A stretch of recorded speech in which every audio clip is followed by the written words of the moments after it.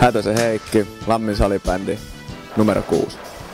No eka kotimatsi, että varmasti tupa täynnä ja hieno tapahtuma tulossa, että reenipelissä kohdattiin Virmo ja oli fyysinen kamppailu ja molemmat oli ihan hyvässä iskussa ja siinä, että lopussa sitten oltiin tehokkaampia. Ja nyt pitää kyllä sarjapelissä laittaa kaikki peliin, että pari pinnaa jää tänne Hakkalaan. Että kyllä meillä on nuoria, nälkäinen ja liikkuva joukkue, että varmasti tullaan joka pelissä tappelee voitosta ja yllättää monia jengiä meidän vahvuudella, että kova on usko meidän porukkaan.